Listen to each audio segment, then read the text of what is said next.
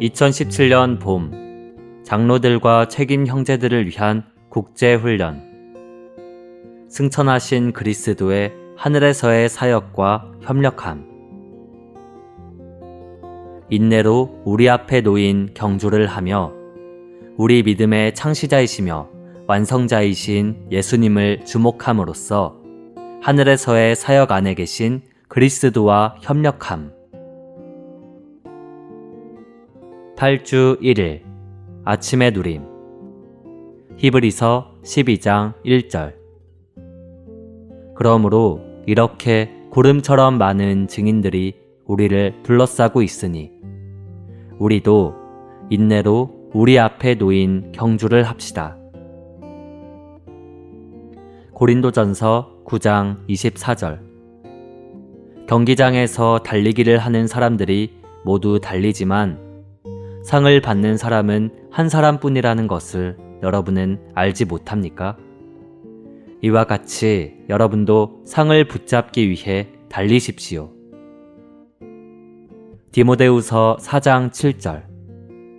나는 선한 싸움을 싸웠고 달려야 할 길을 다 달렸으며 믿음을 지켰습니다.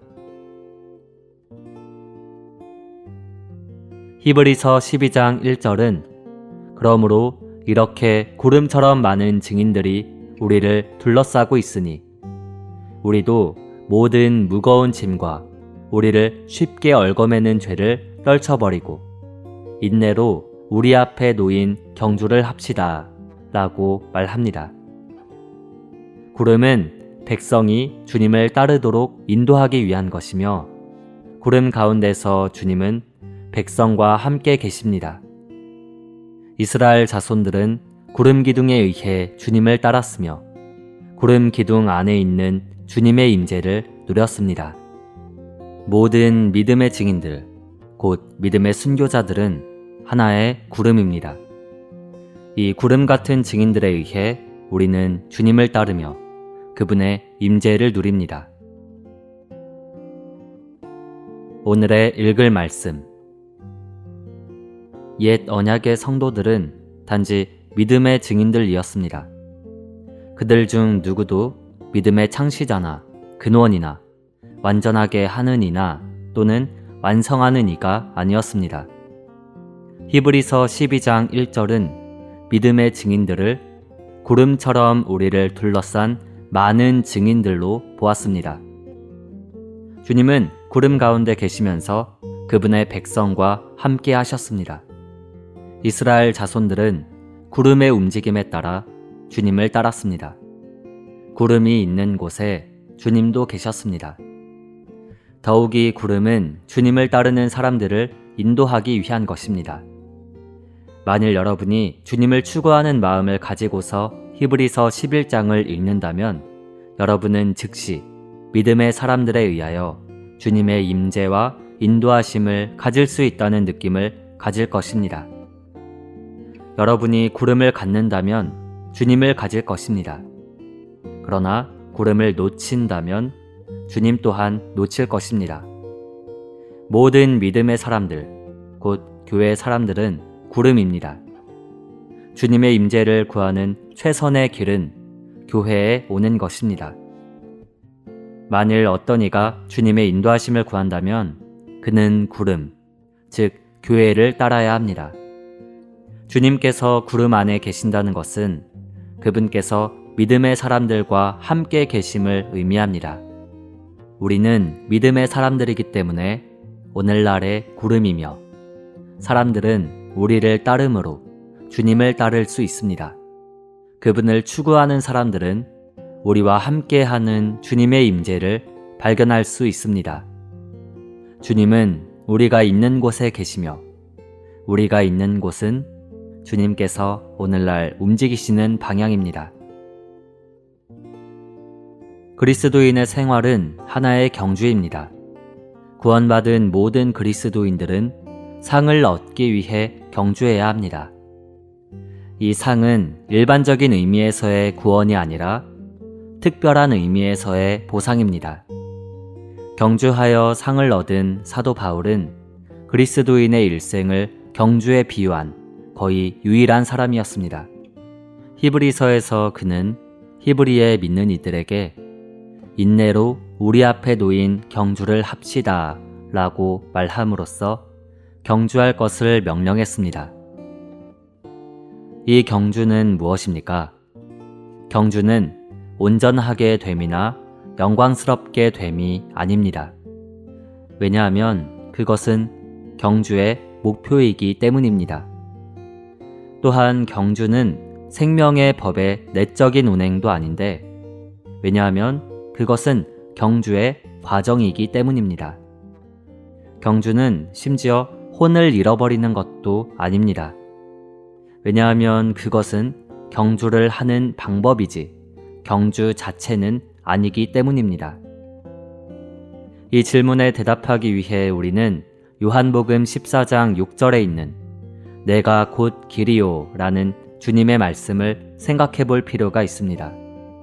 경주는 하나의 길이며 하나의 과정입니다. 그리스도는 길이시기 때문에 그분께서 또한 경주이십니다. 우리가 하는 경주는 그리스도입니다. 우리의 길은 우리의 경주입니다. 길과 경주는 하나는 길이고 다른 하나는 경주인 두 가지 것이 아닙니다. 사도 바울의 배경이 히브리 믿는 이들의 배경과 정확히 같았기 때문에 바울은 경주를 하는 데에서 본이 될 자격이 있었습니다. 갈라디아서 2장 2절과 고린도전서 9장 26절과 27절은 그가 어떻게 경주를 하기 시작했는지를 보여줍니다. 빌립보서 3장 5절부터 8절까지와 12절부터 14절까지는 그가 어떻게 여전히 그 경주를 하고 있었는지를 보여줍니다. 빌립보서 3장에서 우리는 바울이 옛 유대 종교를 떠나서 경주를 하는 전형적인 히브리 믿는 이였음을 봅니다. 바울은 순교하기 직전에 쓴 디모데후서 4장 7절과 8절에서 우리에게 그가 경주를 마쳤다고 말했습니다.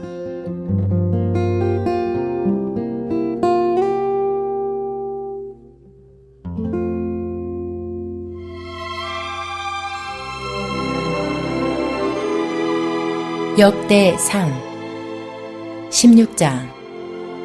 하나님의 궤를 메고 들어가서 다윗이 위하여 친 장막 가운데 두고 번제와 화목제를 하나님 앞에 드리니라.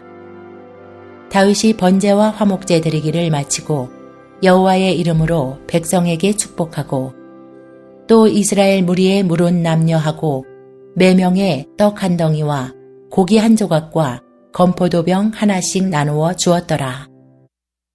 또 레위 사람을 세워 여호와의 궤 앞에서 섬기며 이스라엘 하나님 여호와를 칭송하며 감사하며 찬양하게 하였으니 그 두목은 아삽이요 다음은 스가랴와 여이엘과 스미라목과 여이엘과 마띠디아와 엘리압과 분하야와 오베데돔과 여이엘이라.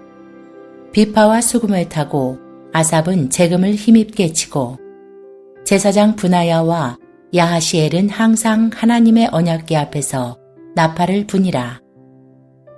그날에 다윗이 아삽과 그 형제를 세워 위선 여호와께 감사하게 하여 이르기를 너희는 여호와께 감사하며 그 이름을 불러 아뢰며 그 행사를 만민 중에 알게 할지어다. 그에게 노래하며 그를 찬양하며 그 모든 기사를 말할지어다. 그 성호를 자랑하라. 물은 여호와를 구하는 자는 마음이 즐거울지로다. 여호와와 그 능력을 구할지어다. 그 얼굴을 항상 구할지어다. 그 종 이스라엘의 후손 곧 택하신 야곱의 자손 너희는 그 행하신 기사와 그 이적과 그 입의 판단을 기억할지어다. 그는 여호와 우리 하나님이시라. 그의 판단이 온 땅에 있도다. 너희는 그 언약 곧 천대에 명하신 말씀을 영원히 기억할지어다. 이것은 아브라함에게 하신 언약이며 이삭에게 하신 맹세며 이는 야곱에게 세우신 율례 곧 이스라엘에게 하신 영원한 언약이라. 이르시기를 내가 가나안 땅을 내게 주어 너희 기업의 지경이 되게 하리라 하셨도다. 때에 너희 인수가 적어서 매우 영성하며 그 땅에 객이 되어 이 족속에게서 저 족속에게로 이 나라에서 다른 민족에게로 유리하였도다. 사람이 그들을 해하기를 용납지 아니하시고 그들의 연고로 열왕을 꾸짖어 이르시기를 나의 기름 부은 자를 만지지 말며 나의 선지자를 상하지 말라 하셨도다. 온 땅이여 여호와께 노래하며 그 구원을 날마다 선포할지어다. 그 영광을 열방 중에 그 기이한 행적을 만민 중에 선포할지어다. 여호와는 광대하시니 극진히 찬양할 것이요 모든 신보다 경외할 것이며 만방의 모든 신은 헛것이요 여호와께서는 하늘을 지으셨음이로다. 존귀와 위엄이 그 앞에 있으며 능력과 즐거움이 그 처소에 있도다. 만방의 족속들아 영광과 권능을 여호와께 돌릴지어다. 여호와께 돌릴지어다. 여호와의 이름에 합당한 영광을 그에게 돌릴지어다. 예물을 가지고 그 앞에 들어갈지어다. 아름답고 거룩한 것으로 여호와께 경배할지어다. 온 땅이여 그 앞에서 떨지어다. 세계가 굳게 서고 흔들리지 못하는도다. 하늘은 기뻐하고 땅은 즐거워하며 열방 중에서는 이르기를 여호와께서 통치하신다 할지로다. 바다와 거기 충만한 것이 외치며 밭과 그 가운데 모든 것은 즐거워할지로다.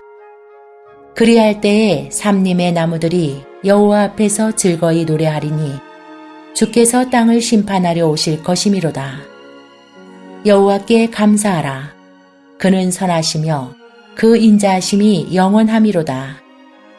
너희는 이르기를 우리의 구원의 하나님이여 우리를 구원하여 만국 가운데서 건져내시고 모으시사 우리로 주의 성호를 감사하며 주의 영예를 찬양하게 하소서 할지어다. 여호와 이스라엘의 하나님을 영원부터 영원까지 송축할지로다 하매 모든 백성이 아멘 하고 여호와를 찬양하였더라. 다윗이 아삽과 그 형제를 여호와의 언약궤 앞에 머물러 항상 그 궤 앞에서 섬기게 하되 날마다 그 일대로 하게 하였고 오베데돔과 그 형제 68인과 여두둔의 아들 오베데돔과 호사로 문지기를 삼았고 제사장 사독과 그 형제 제사장들로 기브온 산당에서 여호와의 성막 앞에 모시게 하여 항상 조석으로 번제단 위에 여호와께 번제를 드리되 여호와의 율법에 기록하여 이스라엘에게 명하신 대로 다 준행하게 하였고 또 저희와 함께 헤만과 여두둔과 그 남아 택함을 받고 농명된 자를 세워 여호와의 자비하심이 영원함을 인하여 감사하게 하였고 또 저희와 함께 헤만과 여두둔을 세워 나팔과 재금들과 하나님을 찬송하는 악기로 소리를 크게 내게 하였고 또 여두둔의 아들로 문을 지키게 하였더라. 이에 뭇 백성은 각각 그 집으로 돌아가고 다윗도 자기 집을 위하여 축복하려고 돌아갔더라. 17장 다윗이 그 궁실에 거할 때에 선지자 나단에게 이르되 나는 백향목 궁에 거하거늘 여호와의 언약궤는 휘장 밑에 있도다. 나단이 다윗에게 고하되 하나님이 왕과 함께 계시니 물은 마음에 있는 바를 행하소서. 그 밤에 하나님의 말씀이 나단에게 임하여 가라사대 가서 내 종 다윗에게 말하기를 여호와의 말씀이 너는 나의 거할 집을 건축하지 말라. 내가 이스라엘을 올라오게 한 날부터 오늘날까지 집에 거하지 아니하고 오직 이 장막과 저 장막에 있으며 이 성막과 저 성막에 있었나니 무릇 이스라엘 무리로 더불어 행하는 곳에서 내가 내 백성을 먹이라고 명한 이스라엘 어느 사사에게 내가 말하기를 너희가 어찌하여 나를 위하여 백향목집을 건축하지 아니하였느냐고 말하였느냐 하고 연하여 내 종 다윗에게 이처럼 말하라. 만군의 여호와께서 이처럼 말씀하시기를 내가 너를 목장 곧 양을 따르는 데서 취하여 내 백성 이스라엘의 주권자를 삼고 내가 어디를 가든지 내가 너와 함께 있어 내 모든 대적을 내 앞에서 멸하였은즉 세상에서 존귀한 자의 이름 같은 이름을 내게 만들어 주리라. 내가 또 내 백성 이스라엘을 위하여 한 곳을 정하여 저희를 심고 저희로 자기 곳에 거하여 다시는 옮기지 않게 하며 악한 유로 전과 같이 저희를 해하지 못하게 하여 전에 내가 사사를 명하여 내 백성 이스라엘을 다스리던 때와 같지 않게 하고 또 내 모든 대적으로 내게 복종하게 하리라. 또 내게 이르노니 여호와가 너를 위하여 집을 세울지라. 내 소환이 차서 내가 열조에게로 돌아가면 내가 내 뒤에 내 시 곧 내 아들 중 하나를 세우고 그 나라를 견고하게 하리니 저는 나를 위하여 집을 건축할 것이요 나는 그 위를 영원히 견고하게 하리라. 나는 그 아비가 되고 그는 나의 아들이 되리니 나의 자비를 그에게서 빼앗지 아니하기를 내가 내 전에 있던 자에게서 빼앗음과 같이 하지 않을 것이며 내가 영영이 그를 내 집과 내 나라에 세우리니 그 위가 영원히 견고하리라 하셨다 하라. 나단이 이 모든 말씀과 이 모든 묵시대로 다윗에게 고하니라. 다윗 왕이 여호와 앞에 들어가 앉아서 가로되 여호와 하나님이여 나는 누구오며 내 집은 무엇이관데 나로 이에 이르게 하셨나이까. 하나님이여 주께서 이것을 오히려 작게 여기시고 또 종의 집에 대하여 먼 장래까지 말씀하셨사오니 여호와 하나님이여 나를 존귀한 자같이 여기셨나이다. 주께서 주의 종에게 베푸신 존귀에 대하여 다윗이 다시 무슨 말씀을 하오리이까. 주께서는 주의 종을 아시나이다. 여호와여 주께서 주의 종을 위하여 주의 뜻대로 이 모든 큰 일을 행하사 이 모든 큰 일을 알게 하셨나이다. 여호와여 우리 귀로 들은 대로 주와 같은 이가 없고 주 외에 참신이 없나이다. 땅의 어느 한 나라가 주의 백성 이스라엘과 같으리이까. 하나님이 가서 구속하사 자기 백성을 삼으시고 크고 두려운 일로 인하여 이름을 얻으시고 애굽에서 구속하신 자기 백성 앞에서 열국을 쫓아내셨사오며 주께서 주의 백성 이스라엘로 영원히 주의 백성을 삼으셨사오니 여호와여 주께서 저희 하나님이 되셨나이다. 여호와여 이제 주의 종과 그 집에 대하여 말씀하신 것을 영원히 견고케 하시며 말씀하신 대로 행하사 견고케 하시고 사람으로 영원히 주의 이름을 높여 이르기를 만군의 여호와는 이스라엘의 하나님 곧 이스라엘에게 하나님이시라 하게 하시며 주의 종 다윗의 집이 주 앞에서 견고히 서게 하옵소서. 나의 하나님이여 주께서 종을 위하여 집을 세우실 것을 이미 듣게 하셨으므로 주의 종이 주 앞에서 이 기도로 구할 마음이 생겼나이다. 여호와여 오직 주는 하나님이시라. 주께서 이 좋은 것으로 주의 종에게 허락하시고 이제 주께서 종의 집에 복을 주사 주 앞에 영원히 두시기를 기뻐하시나이다. 여호와여 주께서 복을 주셨사오니 이 복을 영원히 누리리이다 하니라.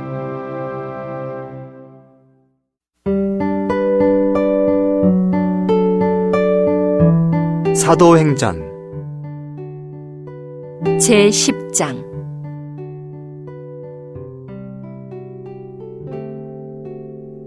가이사랴에 고넬료라는 사람이 있었는데 그는 이탈리아 부대라 불리는 군대의 백부장이었다. 그는 경건한 사람이며 온 집안 식구와 함께 하나님을 경외하고 백성을 많이 구제하며 하나님께 항상 간구하였다.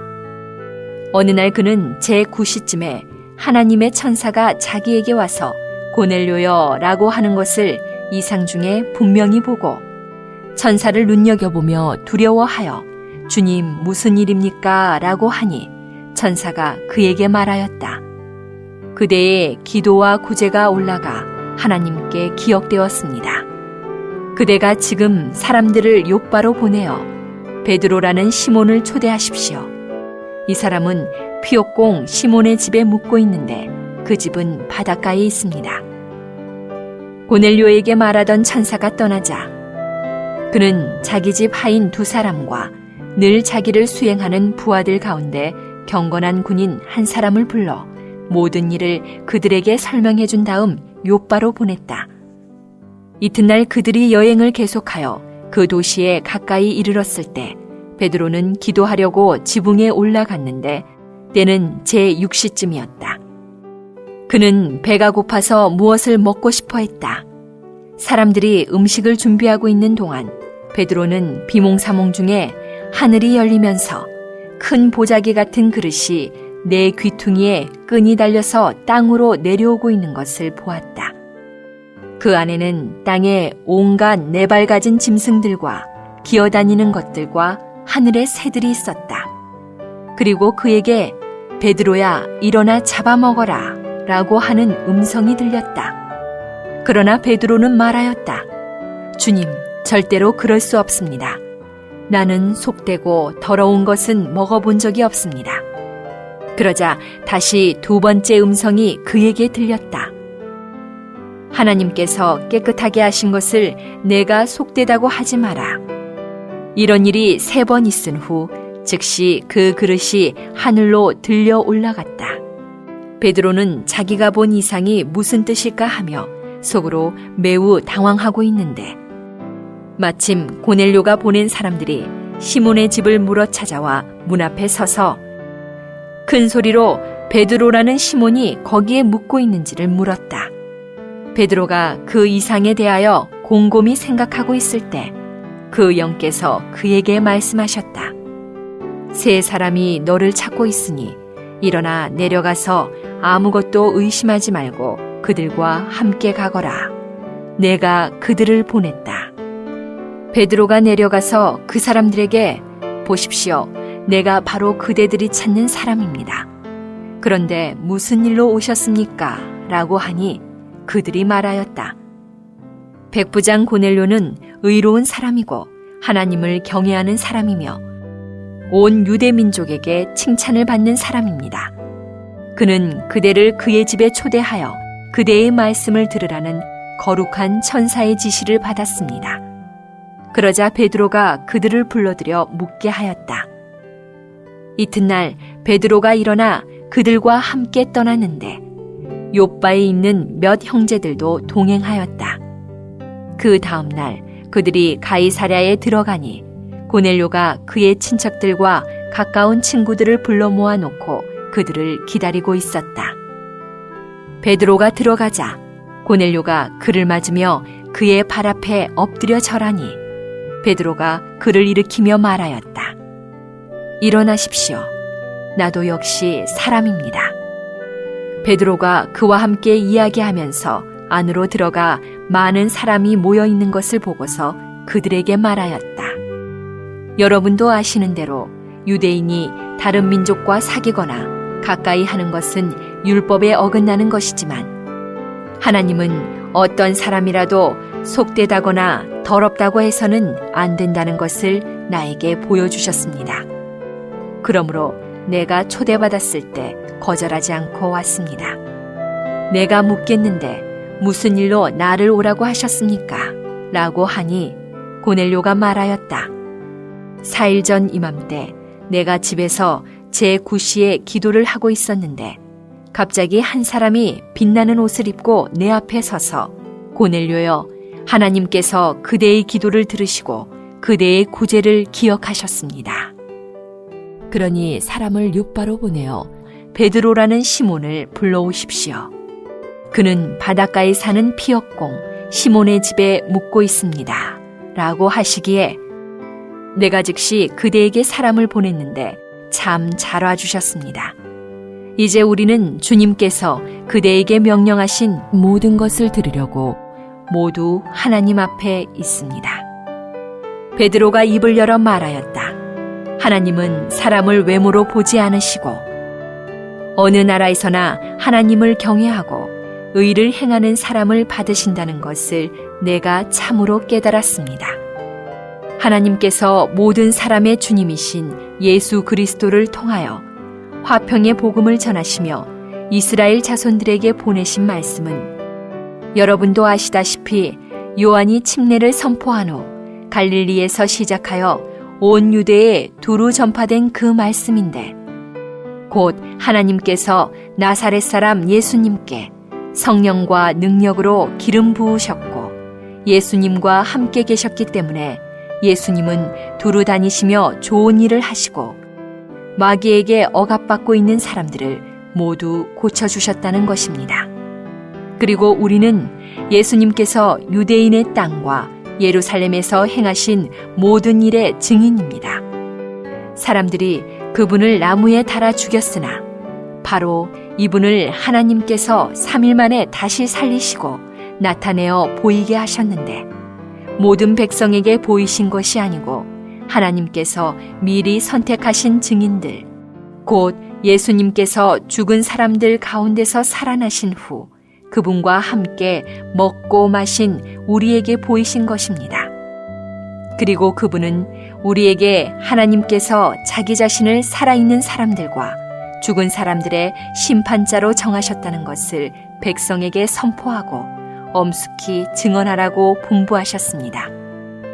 모든 신원자도 그분을 믿는 사람마다 그분의 이름으로 말미암아 죄들이 용서를 받을 것이라고 그분에 대하여 증언합니다.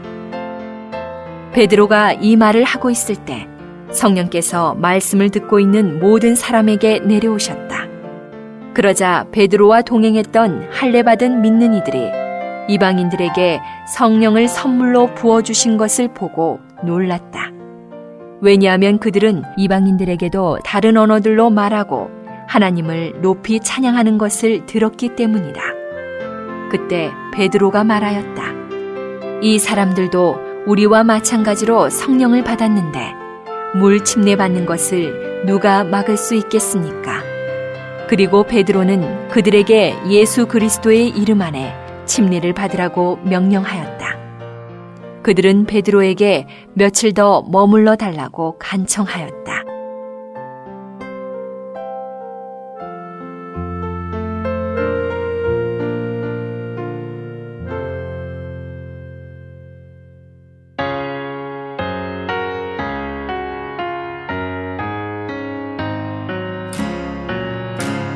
주 생각하며 보리 삼으라.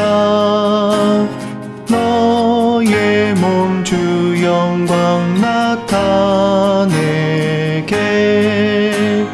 주님 너에게 영생 주시고 부활의 능력 누리게 날마다 예수 생각하여라. 무궁한 생명 더욱 누리며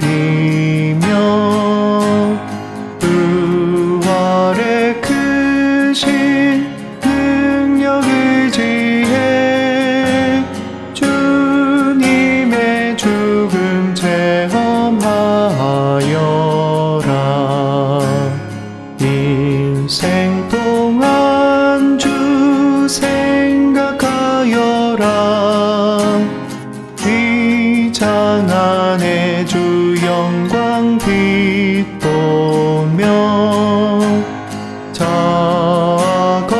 자거절에 주 뜻 알리라. 자아를 벗어나서 안식해 전진하며 주 생각하여라. 나아가 나아가 주의